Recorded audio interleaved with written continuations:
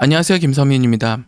오늘은 웨스트민스터 소유리 문답 13화 죄의 정의에 대해서 나눠보도록 하겠습니다. 오늘 나눌 학습 문답은 14문입니다.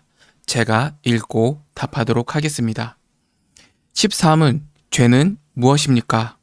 답, 죄는 하나님의 법에 불순종하는 것으로서 하라는 것을 하지 않는 것과 하지 말라는 것을 하는 것입니다. 네, 이제 들어가 보도록 하겠습니다. 저도 많이 반성되는 일이고, 또한, 제 속에서 진솔하게도 묻고 싶은 일이기도 합니다. 교회사 가운데서 하나님의 사랑과 은혜를 많이 체험한 스펄전 목사님에 대한 일화입니다. 한 번은 목사님이 자신의 서재에서 엉엉 울고 있었답니다. 그래서 부인이 우는 이유를 물어보니 평상시에는 예수님의 십자가 사랑을 생각하면 너무 감격스러워 눈물이 나곤 했는데 오늘은 아무런 감동도 느껴지지 않아서 강팍한 자신의 심령 때문에 울었다 라고 대답하였습니다. 스펄전 목사님이 이런 하나님의 은혜에 대한 감격을 깊이 간직할 수 있었던 것은 그분의 회심 이야기 속에서 찾아볼 수 있습니다. 목사님은 16세 때 회심을 경험하였습니다. 목사님의 자서전에 의하면 그분은 회심하기 전까지 세상에서 두꺼비를 가장 부러워하며 살아갔다라고 하죠. 왜 그런가 하니까 어릴 때 성경과 신앙서적을 읽으면서 자신이 죄인이라는 사실을 깨달았을 뿐만 아니라 그 죄가 크고 많다는 것을 알게 되었다라고 합니다. 그런데 도대체 어떻게 해야 자신의 죄를 해결받을 수 있을까? 어떻게 해야 내가 죄를 용서받고 구원받을 수 있을까? 하는 고민과 생각이 자신의 마음을 너무 괴롭게 했다고 합니다. 그런데 아무런 죄의식과 고통도 모른 채 살아가는 두꺼비를 보니 너무나 부러웠다라는 것이죠. 스펄전 목사님은 한낱 미물에 불과한 두꺼비를 부러워할 만큼 죄의 문제에 민감했기 때문에 하나님의 은혜와 사랑을 알고 난 다음 그만큼 하나님의 깊이를 많이 체험할 수 있었던 것입니다. 저에게 먼저 묻고 싶습니다. 주님의 은혜를, 그 죄 용서의 은혜를 경험하고 살고 있나요? 여기 계신 여러분들은 어떠합니까?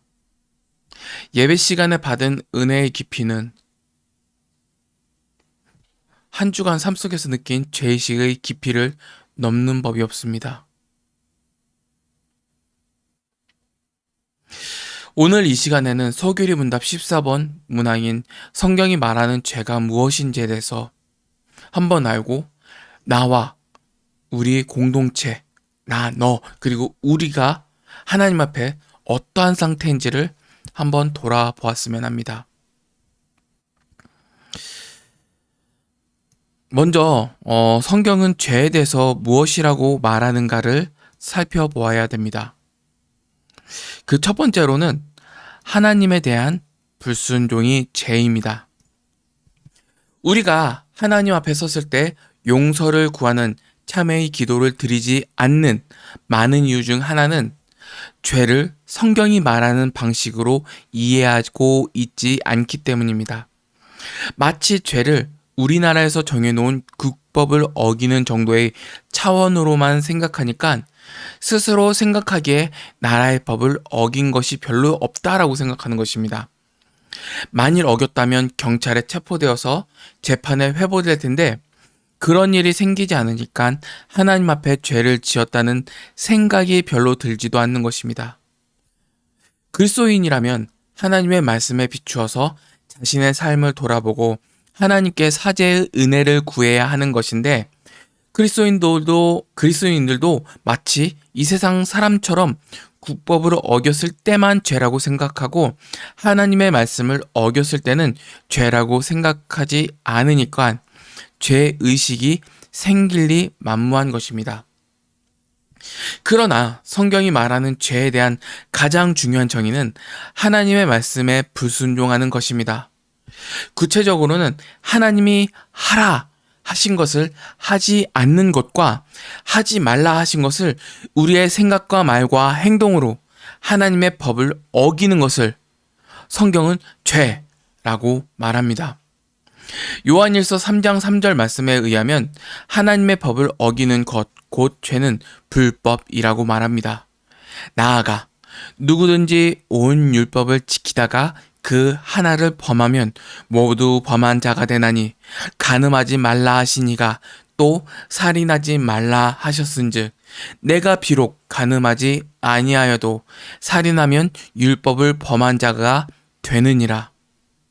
야고보서 2장 10절부터 11절까지의 말씀이죠. 이 말씀은 우리에게 율법의 높은 기준에 대해서 제시하고 있습니다.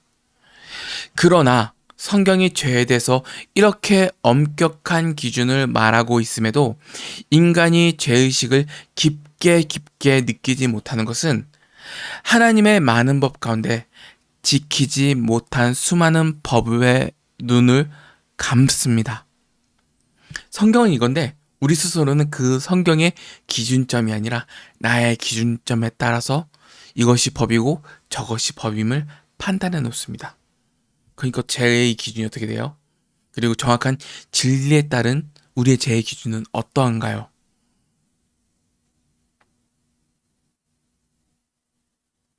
스스로 죄의 기준을 만들어 놓고 또는 다른 사람과 비교해서 다른 사람의 어떤 연약한 점과 어떤 악한 점과 나의 그나마 조금 더 나아 보이는 점을 비교해서 나는 의롭다, 나는 죄인이 아니다 라고 판단하는 것이죠. 절대적인 기준이 아니라 상대적인 기준이 됩니다. 그러나 하나님의 심판은 상대적이 아니라 절대적 기준으로 나를 판단하시죠. 그러니까 생명에서 멀어지는 것입니다.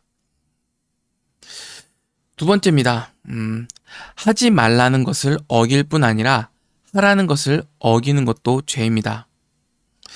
자기 머릿속에서 스스로 대충 정해 놓은 기준이 있습니다.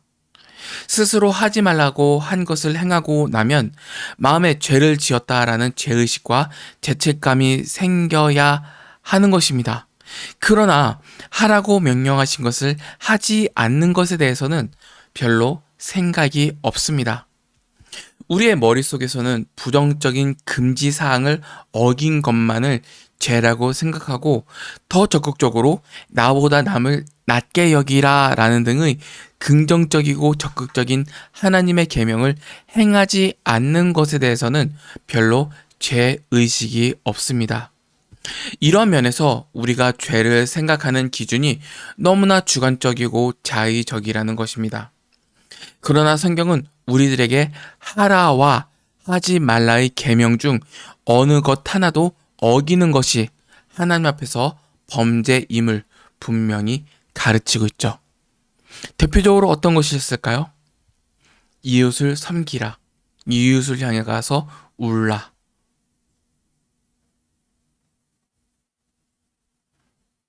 행하고 있습니까?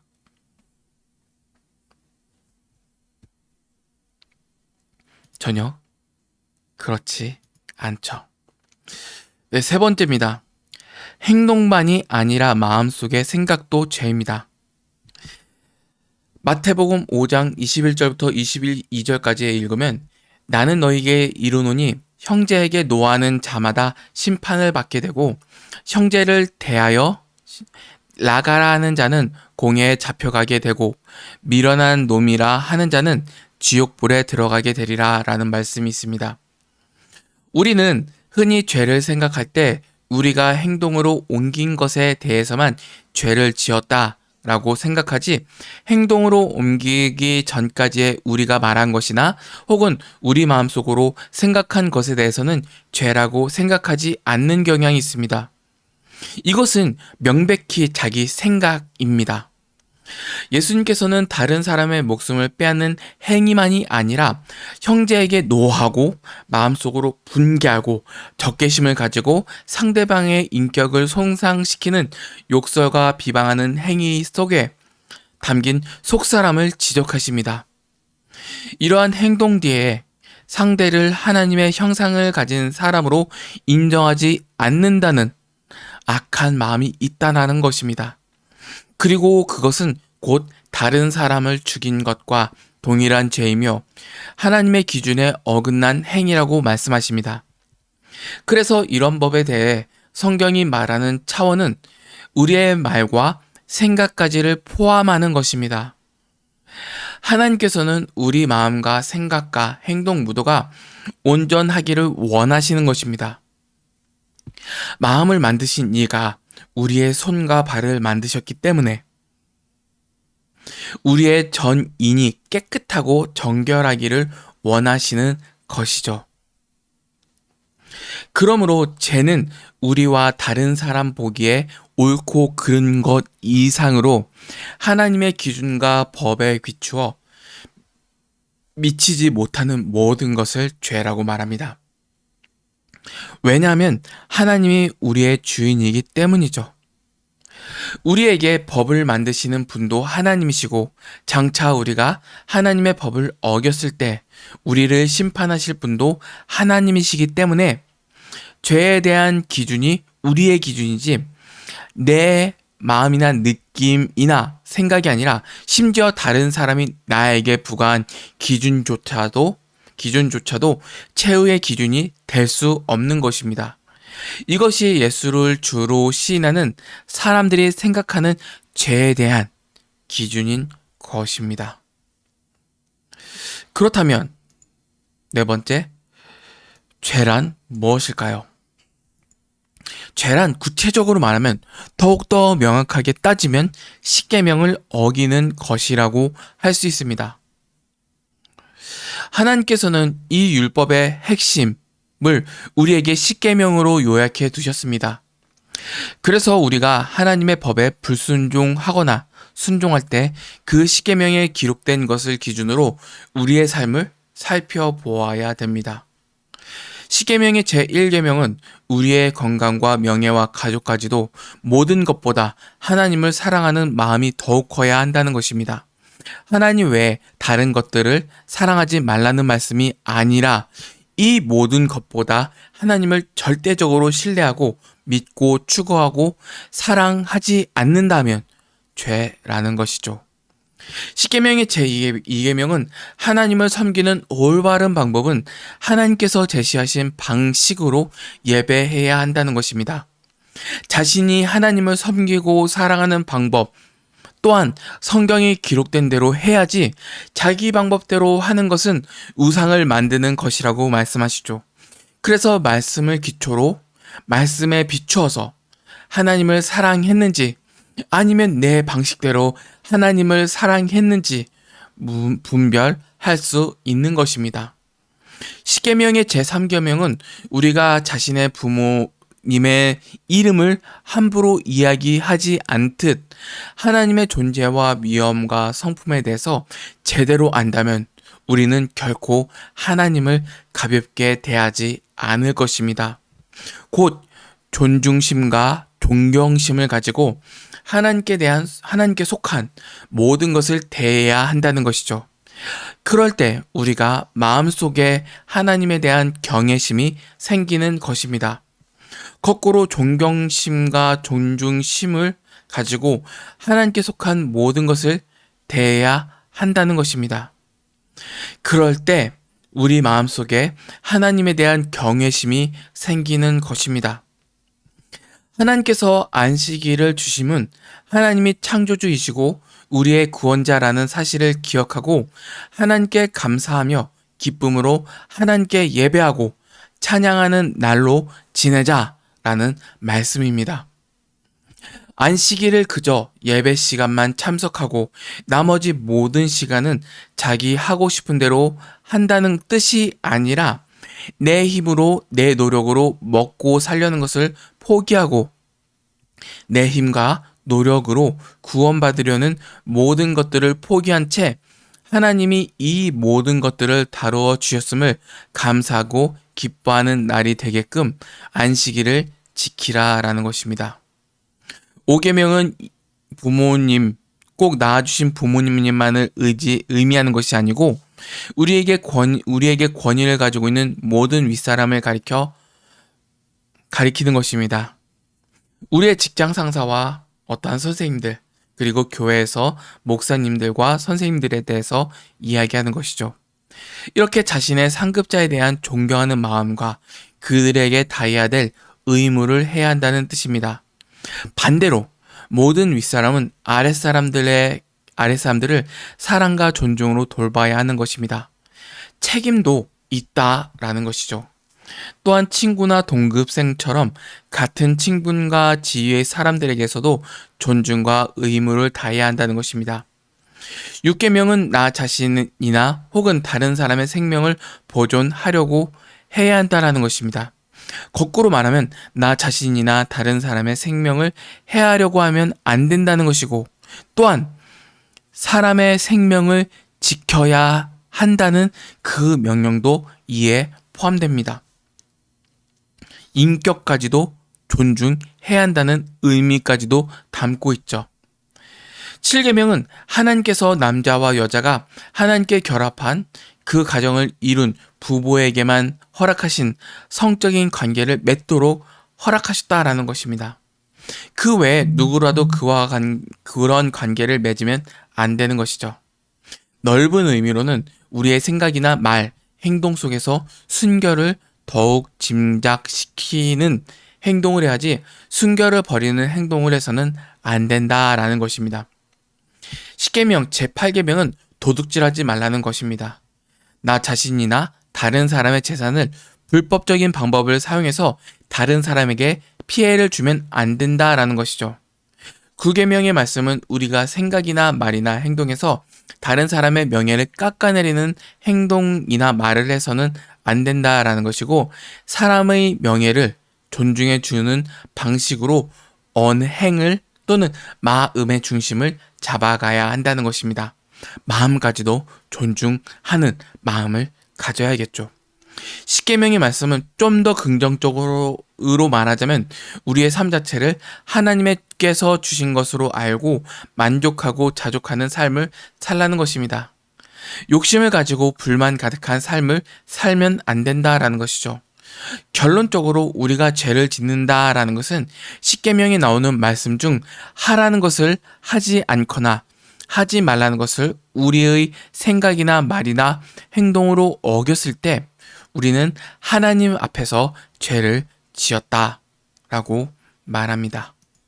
명확하게 죄라는 것을 말하자면 계명을 몰라선 안 된다라는 것이죠. 네, 이제 맺도록 하겠습니다. 결론적으로 소교리 문답이 가르치는 것과 같이 죄는 내가 정한 것이 아니라 다른 사람이 정한 것이 아니라 하나님께서 정한 법을 어떠한 방식으로든지 불순종하거나 어기는 것입니다. 거기에는 하라는 것을 하지 않는 것이나 하지 말라는 것을 하는 것이나 혹은 우리의 생각과 말과 행동으로서 하나님의 법을 어기는 것이 죄라고 말합니다.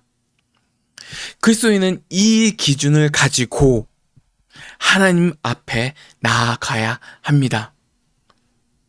이 기준을 가지고 나는 어떠한 존재임을 알아야 합니다. 그럼 어떤 반응이 나올까요? 바로 참회의 마음이 나오겠죠. 이 마음을 가지고 엎드립니다. 그리고 엎드릴 때마다 하나님과의 관계가 깊어지는 것이죠. 그래서 구약의 성도들은 하나님 앞에 나아갈 때 늘 재물을 가지고 나왔습니다. 그러나 우리는 예수 그리스도의 대속의 은혜로 죄 용서의 선언을 받게 되었습니다. 그래서 우리가 비록 하나님께 죄를 지었지만 그리스도의 공로로 감사함을 가지고 살아가는 것이 바로 신자의 삶인 것입니다. 우리는 날마다 이러한 십자가의 공로를 생각하며 자신의 죄를 자백하는 삶으로 나아가야 합니다. 이러한 사람들만이 빛 대신 주님과 친밀한 교제 가운데 살아갈 수 있다라고 성경은 말하고 있습니다. 사는 날 동안 이러한 사제의 은혜의 깊이를 경험함으로써 더욱 그리스도를 닮아가는 여러분들이 되시길 주님의 이름으로 축원하겠습니다. 아멘.